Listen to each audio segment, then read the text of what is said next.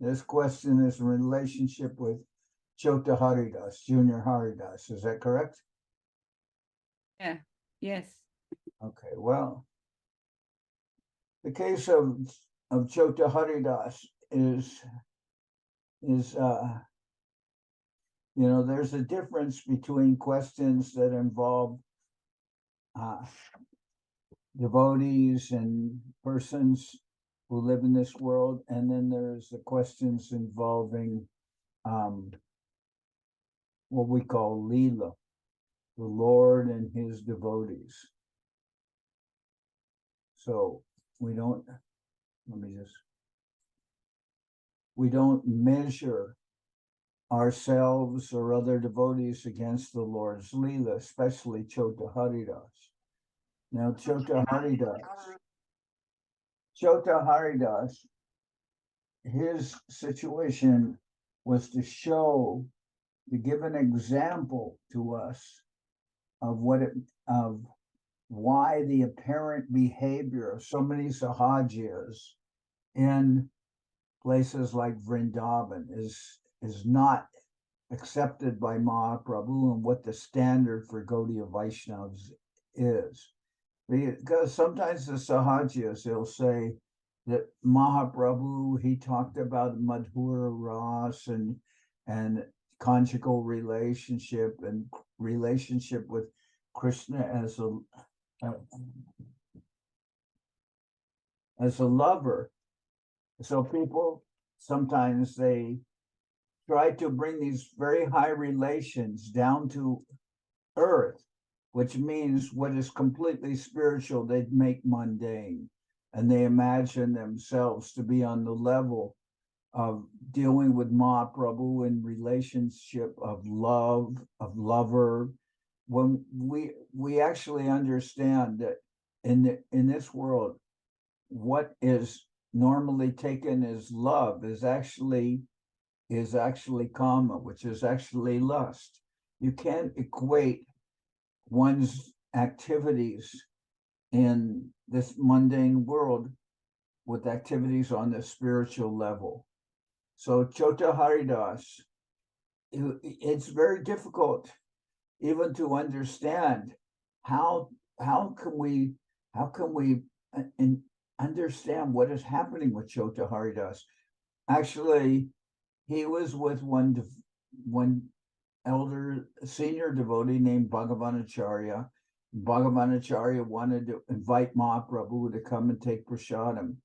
And so Chota Haridas was with Bhagavanacharya, and Bhagavanacharya asked Chota Haridas to go to Madhavi, who's uh, who's a sister of uh, uh, um, Sheikh, what is it? Shiki Mahiti? Is that? I believe so, but anyway, she's an older Vaishnavi. She's like, imagine going to see someone who's like 70, 80 years old, senior Vaishnava. And he was sent there to get rice for Mahaprabhu, because normally the Vaishnavas will take, especially during Mahaprabhu's time, they would take rice that's not like boiled to get the husk off it. It had to be mechanically chipped off, because we don't offer food normally which has been pre-cooked or which is already partially cooked.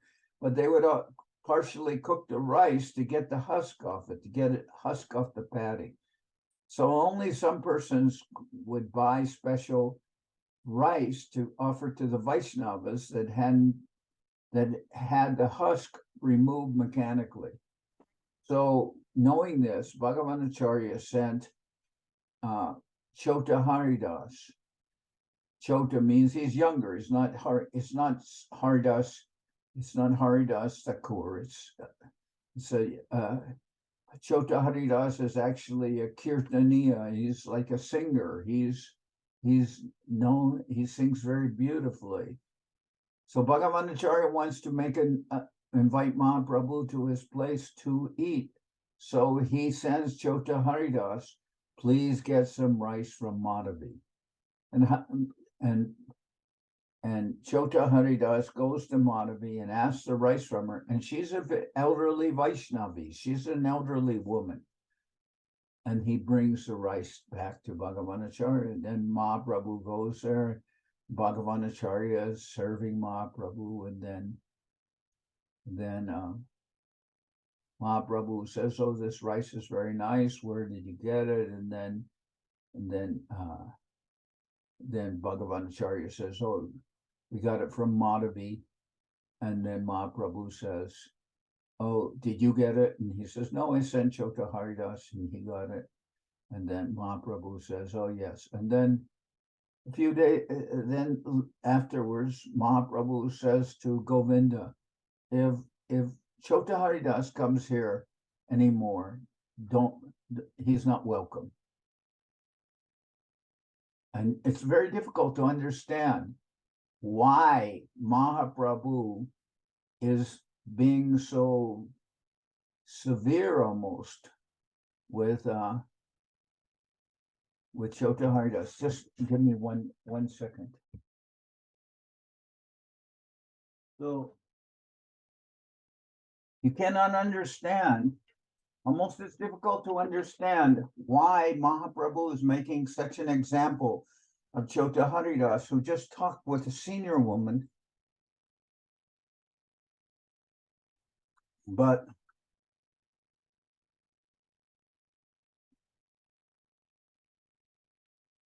it is said that Mahaprabhu is making an example of Chota Haridas to teach other Vaishnavas that men and women should not associate freely, especially for those who are like sannyasis or brahmacharis. They should not be just freely associating with women. Those who, Mahaprabhu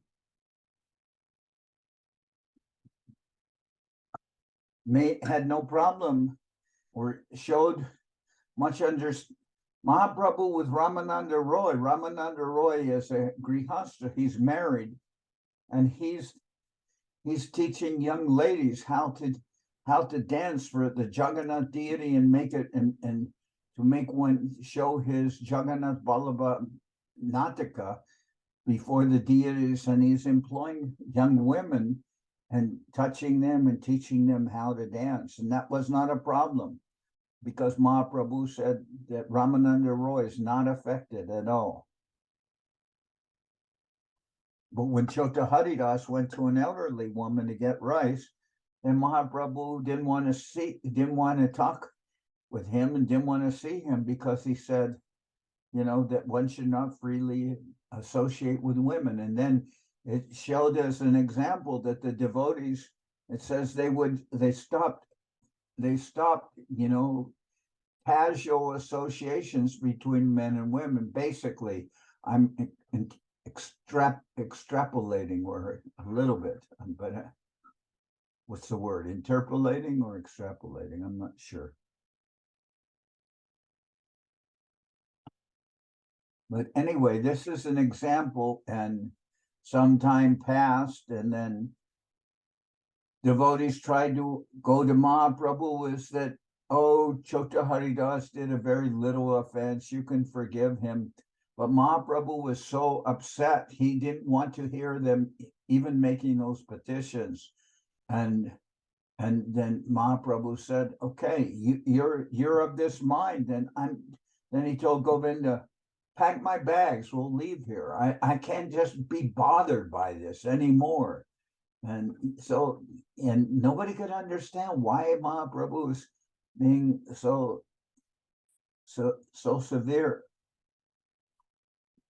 But Mahaprabhu is making an example of someone who's very dear to him, very dear person to him. Chota Haridas is a close associate, but Mahaprabhu is making an example of him because he wants to teach the Vaishnavas that we won't condone just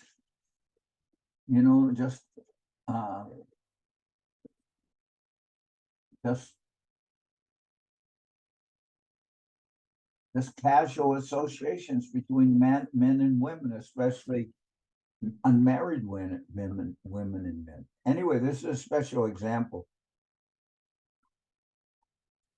We're not going to equate the modern world with Mahaprabhu's world. I mean, this is Mahaprabhu's a Virakta sannyasi.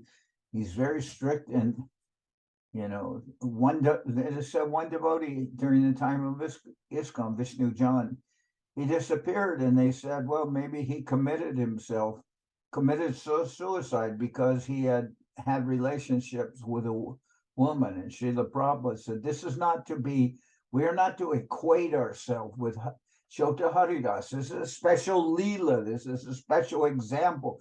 It's done in a very severe way to show people that Mahaprabhu is not condoning this, but it's not to be imitated. It's not like if anybody, a young man, suddenly falls into illicit relationship with a woman, now he has to go to the Triveni and drown himself. That's not to be done. You cannot equate yourself with Mahaprabhu and his Parshad devotees. So, and now the question of, well, and then Chota Haridas, he sees that Mahaprabhu is being very strict with me. And finally he goes and he commits suicide. And then he goes before Mahaprabhu. When he goes to Mahaprabhu and he sings in his spiritual body to Mahaprabhu. And the devotees hear him and they say, oh, now he's become a Brahma Rakshasa. He's become a Brahman ghost because he was a Brahmin and he committed suicide. So now he's become a ghost. And Mahaprabhu says, no, this is not what has happened. Hey, Gaurachandra, you're sideways. You're sideways. Okay, better. So, Dandava Maharaj. Dandava. Mahaprabhu said, now you're upside down.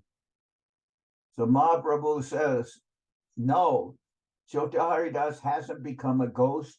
He's singing in his spiritual body. He's an associate of the Lord. He died in a holy place. And his activity is not a suicide in the sense like that if somebody commits suicide, that's a very sinful activity. And Govinda Maharaj, if somebody committed suicide, Govinda Maharaj wouldn't allow Shraddha for them or talk about them in the temple. He didn't want to know about. He considered that was like, oh, Jamuna, come in. Yeah, this is the England. Oh, nice.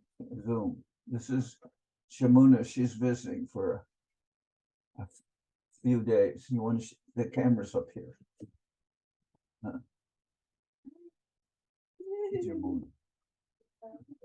So we're talking about Chota Haridas. Yes, I'm listening. Thank you. So you're here till when? Friday. Well, Monday's Guru Maharaj's birthday. So Haridas Thakur, Chota Haridas, it's not like he committed suicide. Govinda Maharaj, when one of the devotees committed suicide, Govinda Maharaj didn't want to talk about that person, didn't want any Shraddha for that person, because he considered it's like murder. It's like murdering a Vaishnava. If somebody murdered one of our Vaishnavas, they certainly wouldn't be very welcome in our temples. Somebody comes and murders a Vaishnava.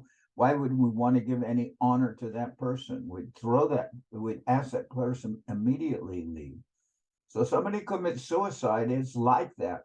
They're murdering a Vaishnava, and it's like they're murdering themselves.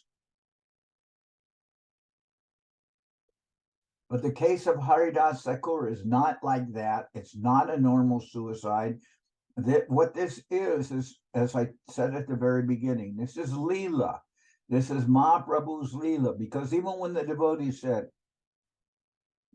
oh, now Chota Haridas has become a ghost. Mahaprabhu said, no, he has not become a ghost. He is in his spiritual body. He's singing to the Lord in his spiritual body.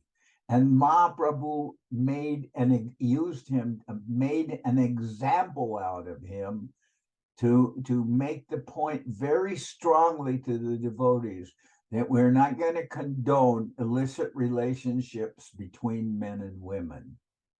Now, when that happened in ISKCON, even Srila Prabhupada said, no, this doesn't mean that if some devotee falls down in relationship with a woman, that he should go commit suicide. It's obvious that the person has done something wrong, and that's not going to be appreciated by Gurudev or the community, and the people will be very upset with those people. But it doesn't mean that now they should go out, buy a ticket to Prayag or near Allahabad and go drown themselves in the Triveni. That's not the solution. The solution is to understand what our standards are. What did Govinda Maharaj expect of people? And he certainly didn't want people committing suicide. Doesn't matter so much what they did. People didn't want, Govinda Maharaj wouldn't condone people committing suicide. For instance, in India, sometimes they have what they call sati. And if a woman's husband died, she would commit sati. She would give up her body because out of strong, you can say, strong allegiance or strong attachment to her departed husband. But the Gaudiya Vaishnavas, the Vaishnavas following Mahaprabhu, they become widows. They don't commit sati. They don't give up their body. They wear white. They would wear white, and they would become widows. They didn't go burn themselves in the funeral fire along with their husband. Those days are gone. That's not the standard for Mahaprabhu's followers. So if you want to know why Chota Haridas, why he committed suicide, and Mahaprabhu said, all right, this was properly done because Mahaprabhu's making an example of a Parsha devotee, of a very, very close associate and dear associate of the Lord. Mahaprabhu's making an example of him, and anybody else commits suicide. Govinda Maharaj didn't even want to talk about that. He didn't want to know that person's name. He didn't want that to be discussed. So there's a big difference, obviously. And this is one of the things that we have to be able to not just generalize from Leela, from the Lord's personal Leela. We can't equate that with our own mundane consciousness and mundane affairs.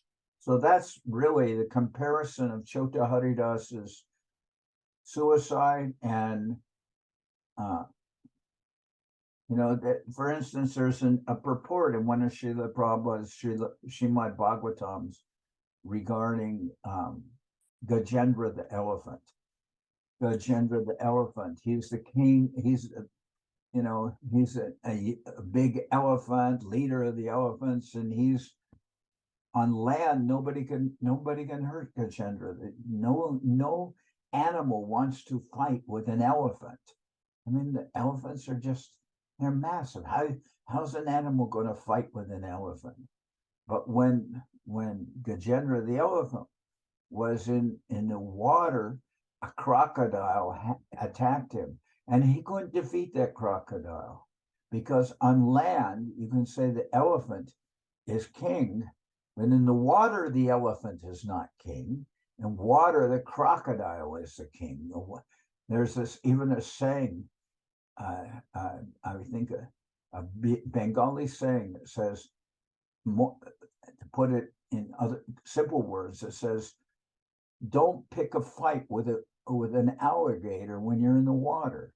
In the providence, the saying is, in the province of water, the crocodile is king. So even if an elephant gets into a fight with a crocodile in the water, the elephant is in a weak position because he's in the water. He may be strong on land, but he's not so strong on the water. There, crocodile is very strong. So Gajendra was attacked by the crocodile, and he could not become free. And then the Lord personally saved Gajendra, who was devotee, but he's an elephant. So in one of the purports, Srila Prabhupada says that you have to be in your proper element. And he says, some of our younger Western boys, they take sannyas, and then they're not able to function. They're not able to function in that sannyas ashram. So then what's the answer? Should they go out like Chota Haridas and commit suicide? No. Srila Prabhupada says they're not in the proper element. So if they can't handle,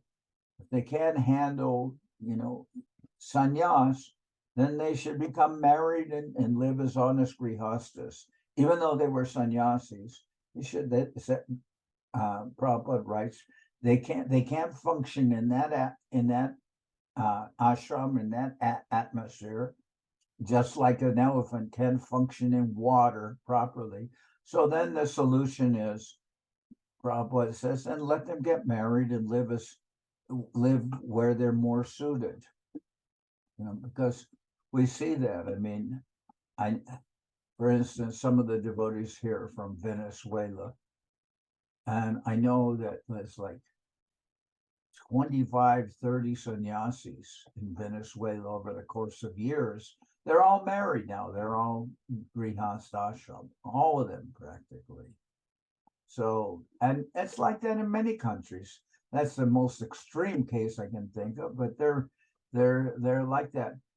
And I know examples and things that were said like,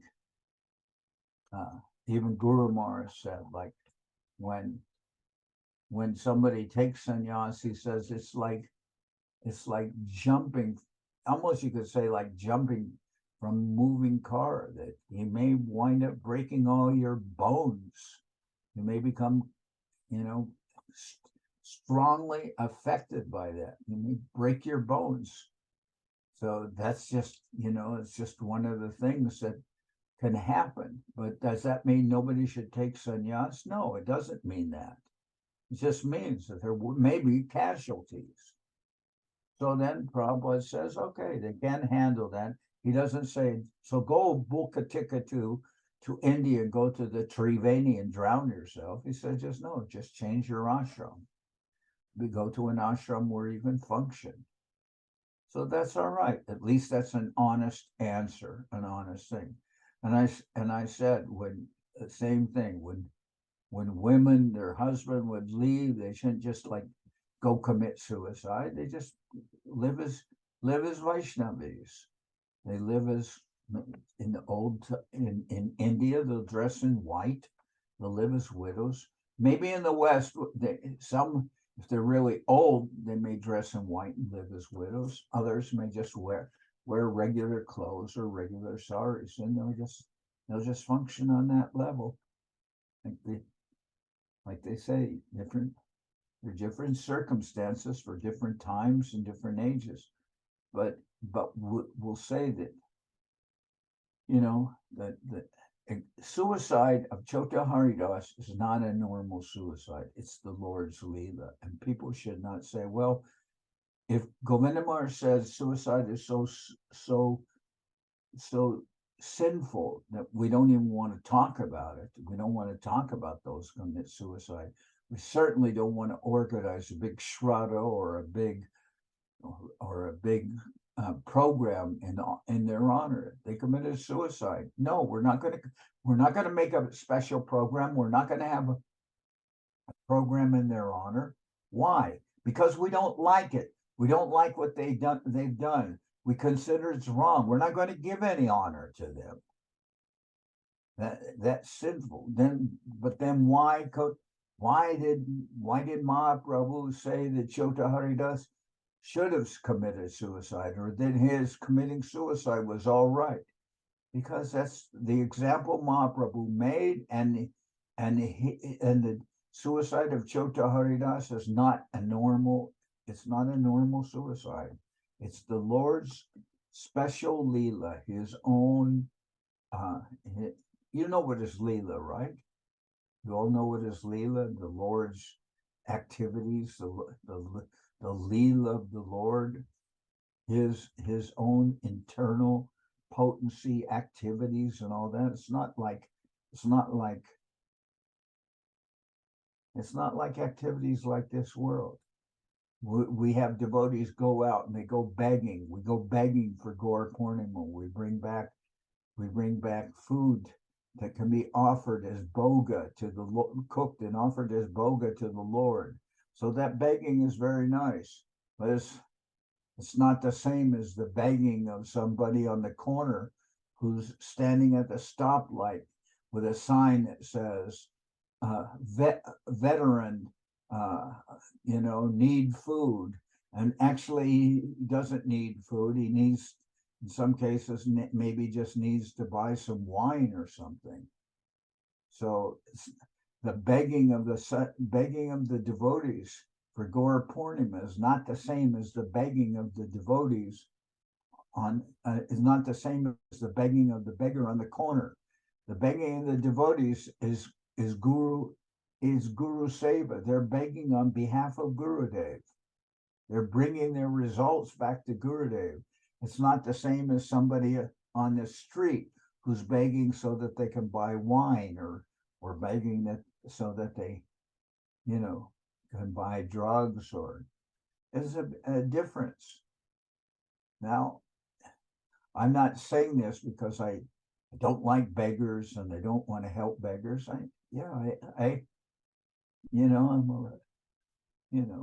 Sometimes we don't, if we suspect that the persons are, no good, we don't want to give them anything. But I'm a normal person. If I see some beggars and they touch my heart or something, I feel sorry for them. Yeah, I'll give them some coins or something. I feel sorry for them. If I have some food, I'll give them something. I feel like that.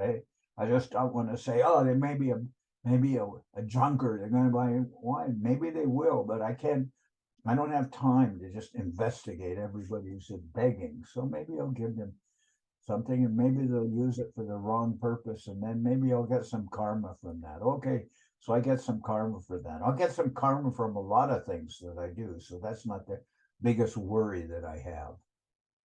But the begging of the devotees for the service of Gurudev is not the same as the begging of the people on the street. In general, I'm very soft-hearted. Gurudev would never,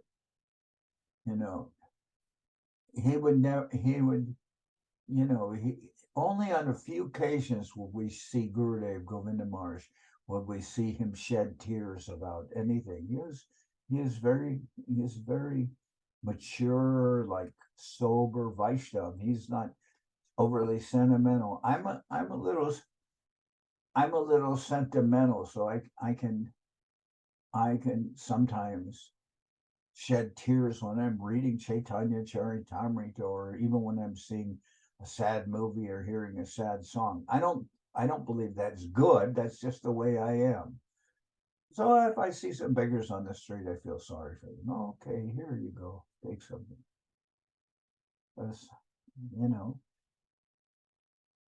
maybe before I met the devotees, many of my friends were begging. They would beg. Sometimes we would eat, because some of the girls would go out and beg and then bring back money or food, and then we would eat. That was You know, that was a long time ago, but that's the way things were done in those days. But you know, so I'm obviously I feel like I don't feel like me feeling sentimental. I don't think that's a good thing. That's just the way I am sometimes. You know, like Guru, like Guru Maharaj and Govinda Maharaj, they made a remark about Jagadananda Pandit, who wrote Prema Vivarta. Jagadananda Pandit, Srila, you know, they said Jagadananda Pandit was the extreme of sentimentality, was extremely sentimental. He was like Satyabhama of Krishna's queens. Jagadananda was like that. You know, so one time he made a whole jug of sandalwood oil for Mahaprabhu. He was in Bengal and then he went to Puri and he brought a whole big jug that he'd spent months making sandalwood oil for Mahaprabhu. And he said, now you can put this on your head. It'll keep you from getting headaches or anything like this. And then Mahaprabhu said, if I wear the sandalwood oil, people will think that I'm keeping a woman. They'll think that I'm some kind of one of these cheap sannyasis. So Mahaprabhu didn't want the sandalwood oil, but he said to Jagadananda, oh, don't worry, you can take the sandalwood oil and give it to the pujaris of the Jagannath temple, and they can burn it in the ghee lamps, and it'll be very useful for the temple and everything. And Jagadananda is so sentimental, and he told him, because they had told him, the devotees had said, Jagadananda will be very upset if you don't accept the sandalwood oil, but Mahaprabhu wouldn't accept it. And then Mahaprabhu said to Jagadananda, don't worry, you can just offer this to the temple. And then Jagadananda said, who told you that I made sandalwood oil? He did. He himself had made the sandalwood oil. And he says, who is telling these things? And then he grabbed the whole pot of sandalwood oil, which was in a big clay pot. He smashed it on the ground in front of Mahaprabhu, and then locked himself up in his room for 3 days, wouldn't come out of the room. And then after that, Mahaprabhu went to his room and said, oh, Jagadananda, please come out and bathe. I want you to cook for me. So then Jagadananda came out and bathed, and he cooked for Mahaprabhu. And he made Mahaprabhu eat much more than necessary, much more than normal. But Mahaprabhu was afraid that if he stopped eating, Jagadananda would again lock himself up in his room for 3 days. So Mahaprabhu was afraid of Jagadananda and his extreme sentimentality. So sometimes different people are different ways. Anyway, Jagadananda's a little like that. And one time when after that, he was very upset. He was actually upset with Mahaprabhu. So you can think, how could he be upset with Mahaprabhu?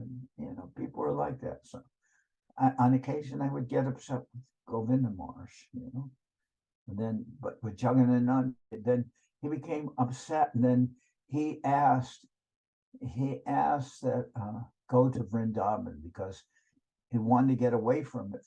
He wanted to go to Vrindavan, then he kept asking, and then Mahaprabhu said no, because if you go to Vrindavan, you'll become like the Brijvasis, you'll become a Sahajiya like they are, or something like that. So then finally Swarup Damodar says, no, Jagadananda wants to go to Vrindavan, he'll come back, but give him permission. So Mahaprabhu gave him permission and told him, don't imitate the Brijvasis, don't become like them. They have their own, they have their own activities, which are, I know of some of those activities, but I'm not going to talk about them. But anyway, Jagadananda went there, and he stayed with Sanatana Goswami. Mahaprabhu told him, don't imitate the Brijvasis and stay with Sanatana Goswami. So he stayed with Sanatana Goswami, But Sanatana Goswami would beg from door to door and just eat very simply. But Jagadananda wasn't exactly like that. So Jagadananda went to a nearby temple and he would cook. And he would offer everything, but he would cook. And one day he was invited Sanatana Goswami to come take prasadam with him. And when Sanatana Goswami came there, Sanatana Goswami had some saffron cloth wrapped around his head like a turban. But, generally the devotees didn't wear saffron. It wasn't until Bhakti Siddhanta Saraswati Thakur that devotees wore saffron. So when Jagadananda saw, but Mahaprabhu wore sannyas clothes, he wore saffron, as did other devotees who were sannyasis. But when Jagadananda saw that saffron turban on the head of Sanatana Goswami, he became ecstatic. And he said, "Oh, you're wearing Mahaprabhu's cloth." And then Sanatana Goswami said, "No, this was given to me by Mukunda Saraswati, one other sannyasi." And Jagadananda was so upset. "That's not Mahaprabhu's cloth. How could you be unchaste like that?" And he picked up this cooking pot and he was going to hit Sanatana Goswami on the head with it. That's how sentimental Jagadananda is. But, this is, like I said, this is all Leela. This is special activities between the Lord and his devotees. But in answer to the question, you cannot equate the suicide of Chota Haridas. You can't equate that with the suicide that people commit. One's a cause of sin. That's a normal suicide. And Chota Haridas, his example is not the same as an ordinary suicide. So I would say, what's the Swami what is there about not the same that you don't understand? No, because Sanatana Goswami also wanted to commit suicide, and the Lord he did not. No, because the Lord didn't want that. Sanatana Goswami had gone through, on his way to Bengal, he went through Jharkhand, where Mahaprabhu traveled, where all the animals were and everything. And while he was traveling, he got some disease on his body, like eczema, which made all these sores on his body ooze pus and other things. And then Mahaprabhu would go to embrace him. And then Sanatana Goswami was very disturbed because all the bad smelling liquid from the sores on his body would run onto the Lord's body when he embraced Sanatana Goswami, and Sanatana Goswami wanted to commit suicide because of that, because he thought, this is really terrible. I can't tolerate that Mahaprabhu gets this vile smelling pus and discharges from my sores every time he embraces me. And he couldn't stand it. And then Mahaprabhu told him, Mahaprabhu told Sanatana Goswami, he said, if I could satisfy the Lord by committing suicide, he said, I would give up millions of bodies. But this is not a way of getting the Lord's mercy by committing suicide. You cannot get the Lord's mercy. So he told Sanatana Goswami, don't even think about this, that you will be pleasing me because you're offending me because of these sores running and touching my body. I'm not offended by that and everything like this. So then Mahaprabhu was trying to, then Sanatana Goswami said, he talked to Jagadananda Pandit. He said that, what can I do? Mahaprabhu insists on embracing me, and it gets all this sores onto Mahaprabhu's body, the liquid. So what should I do? And then Jagadananda said, well, you've already satisfied by Mahaprabhu by coming here. So now you can leave. You can go. He's already said that Vrindavan's your Prabhu Desh, where you can do service. So you can just leave here and you can go back to Vrindavan. And then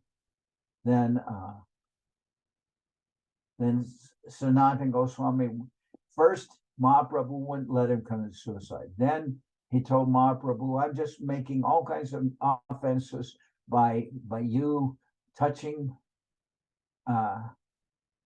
my body, is the liquid from my body goes onto your body. So I talked to Jagannath, and he says it's better if I leave and go back to Vrindavan. And Mahaprabhu became very angry when Sanatana Goswami said that. And he said, Jagannath is much younger than you. Who is he to give you any advice? Besides, it's the wrong advice, but who is he to give you any advice? And then he said, compared to you, and he didn't even use the word Jagannath. He said, Jaga is just like a boy.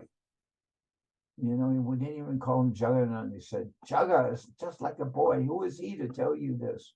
And then Mahaprabhu says, then Sanatana Goswami said to Mahaprabhu, oh, you called him Jaga. That means you have an intimate relationship with him. But with me, you just treat me with respect. But with Jagannath, you can get angry with him. But with me, you just deal with respect. And then Mahaprabhu was a little embarrassed, and Mahaprabhu said, no, that's not really what's happening. He said, the truth is you're much older than Jagannath, and you're so respectable. I must show you some respect. But he says, it's not that I have a more intimate relationship with Jagannath than you. He says, my relationship with you is very intimate, but I must show you this respect because you're such an advanced devotee. And then Mahaprabhu said, besides, I'm a sannyasi. Sannyasi has to treat everyone equally, cannot deal with someone less equal than others. And then Haridas, of course, says, this is not true. This is not really the reason of what's happening. He says, you're dealing with us in such a way because you regard us so affectionately, like as if we were your little boys, like we're your children. And then Mahaprabhu recognized this is true. Actually, I'm dealing with you in the most affectionate way. Then he embraced Sanatana Goswami, and all Sanatana Goswami's stores and everything, they disappeared, and his whole body became like gold and glowing and everything. So again, it's a case of the Lord's Leela. But Mahaprabhu wouldn't hear, he wouldn't even tolerate hearing Sanatana Goswami saying that he wanted to commit suicide by throwing himself under the wheels of the Ratha Yatra car. Mahaprabhu said, no, suicide can never, Mahaprabhu said, if I could get spiritual benefit by committing suicide, I could give up millions of bodies. But there's no benefit from suicide, no benefit. It's a cause of sin, and you will get no benefit. So he told Sanatana Goswami, forget about it. And then Sanatana Goswami had to just be patient and understand the Lord's desire. And then the Lord embraced him, and all Sanatana Goswami's sores went away. So everything that happened before that was just the Lord's teaching. Sanatana Goswami wanted to teach him something about suicide, wanted to teach him something about not a question of him just showing some formal respect. It was a loving relationship, but that was just shown in different ways. Like it's obvious that, if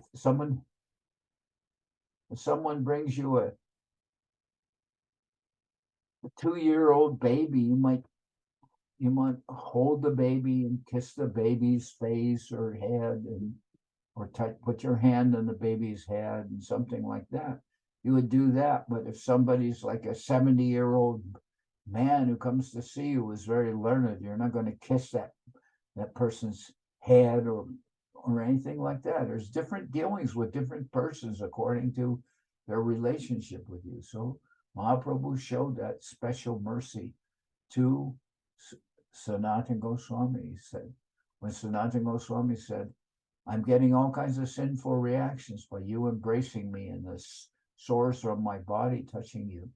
Mahaprabhu told him, don't even think about it. It's not your concern. It's not your concern. If I want to embrace you, I will. I'm not like, can't be prohibited from doing that. And you're not to think about committing suicide because the sores on your body are touching my skin. Mahaprabhu is saying, who cares about that? That's not my kid. If you understand Mahaprabhu is the Supreme Lord, he can make the sores disappear just by looking at them. So he's not disturbed. He's teaching Sanatana Goswami. So anyway, then there's this comparison of that with Chota Haridas. So we're talking about Sanatana Goswami, and Mahaprabhu said, you're not even to think about committing suicide. That's not the solution to this problem. Maybe for Chota Haridas, Mahaprabhu said that was the solution. Why? Because he wanted to teach the devotees. Don't fool around between men and women. Don't have illicit relations. If you do that, you will lose Gurudev or the Lord's favor. They will not be happy with you. But again, what can be done? This is different than Chota Haridas. But we are not condoned. No one will be condoned to have illicit relations. That will not be pleasing to the Lord or the Vaishnavas. And that's what Chota Haridas was showed. But Sanatana Goswami's case was completely different. Sanatana wasn't having relationships with anyone. Sanatana was just very concerned because he had some sores on his body, which was touching Mahaprabhu when he embraced him. Completely different situation. But Sanatana Goswami was very protective. He didn't want Mahaprabhu to have some liquid or become infected by embracing him. The Lord showed by embracing him and making everything disappear that you don't have to worry about these things. Mahaprabhu is the Supreme Lord. He's not going to become infected because of some mundane situation. Somebody has a sore on their body and it touches it. So anyway, we've exhausted that question. Now I did expand the answer. I didn't hear the second part about Sanatana Goswami or something, but now I did. So now I answered it. So now I've answered that twice. I answered it once without Sanatana Goswami's comment and once with Sanatana Goswami comment. So I think I've answered that.